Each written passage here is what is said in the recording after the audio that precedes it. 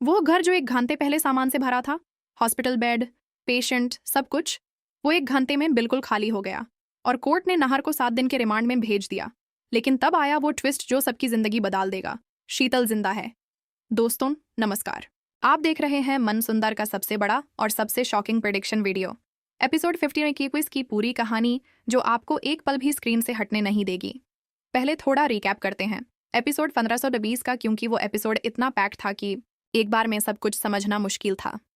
पलक, हमारी दिलर बहू, वो सुरेश वार्ड बॉय के उस घर पहुंची जो रिसीट पर लिखा था, गरनाया, चमकता हुआ, महंगा। पलक ने अंदर से आवाजें सुनी, चुपचाप घुसी, देखा कि सुरेश एक और आदमी से पैसे ले रहा है। हॉस्पिटल का पूरा सामान वहां था, hospital bed, oxygen cylinder, surgical equipment, एक पेशेंट भी था अंदर। पलक ने सब रिकॉर्ड किया, लेकिन सुरेश ने उसे देख लिया।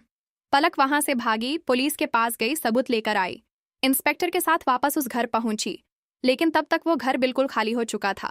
1 घंटे में पूरा घर, पूरा सामान, पेशेंट, सब गायब। इंस्पेक्टर ने पलक पर ही शक किया, कहा कि वो नाटक कर रही थी, और इधर कोर्ट में नाहर को 7 दिन के रिमांड में भेज दिया गया। सब कुछ बिखार गया लगता था, लेकिन एपिसोड के आखिरी पल में रूही ने एक ऐसा बॉम्ब फोड़ा जो सबका दिल रोक देगा। शीतल जिंदा है। अब एपिसोड 1521 की बात करते हैं। ये एक लफ्ज, शीतल जिंदा है, इस पूरी कहानी को एक नई डायरेक्शन में मोड़ देता है। पहला सवाल यही उठेगा, अगर शीतल जिंदा है तो वो कहां है?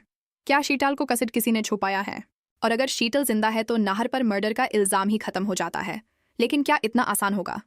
एपिसोड 1521 में रूही इस बात को ज्यादा लोगों के सामने रखती है। समर भाई पहले यकीन नहीं करते, कहते हैं, भाभी ये क्या कह रही हैं आप? शीतल मर गई थी हॉस्पिटल में, आग में, ये कैसे मुमकिन है?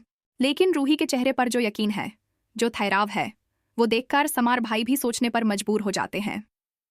रूही बताती है कि सुरेश के घर में जो पेशेंट था वो कोई आम पेशेंट नहीं था।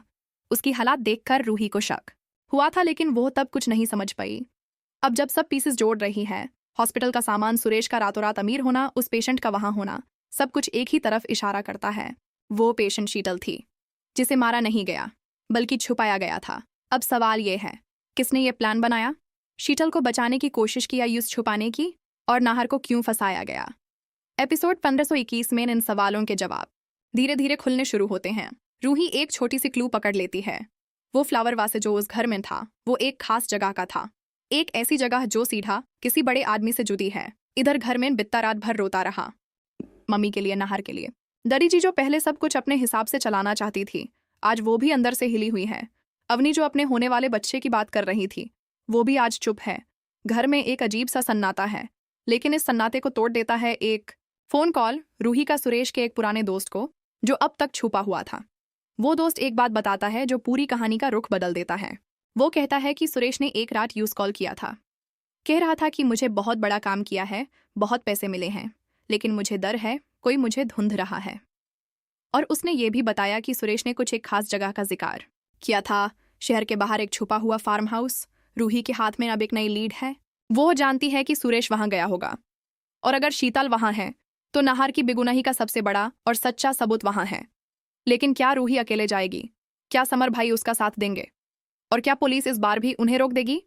एपिसोड 1521 का सबसे बड़ा पल तब आता है जब रूही उस फार्म हाउस की तरफ निकालने वाली होती है, और तभी उसका फोन बजता है। दूसरी तरफ की आवाज सुनकर रूही के हाथ कांप जाते हैं। वो आवाज वो जिंदा थी। दोस्तों, ये ट्विस्ट आपने सोचा भी नहीं होगा। कमेंट में बताओ, क्या आपको पहले से शक था कि शीतल जिंदा है? कितने लोगों ने ये अंदाजा लगाया था? वीडियो अगर पसंद आई हो तो लाइक करो, अपने दोस्तों के साथ शेयर करो और चैनल को सब्सक्राइब करना बिल्कुल मत भूलो। जय श्री खाटू श्याम। मिलते हैं अगली अपडेट में।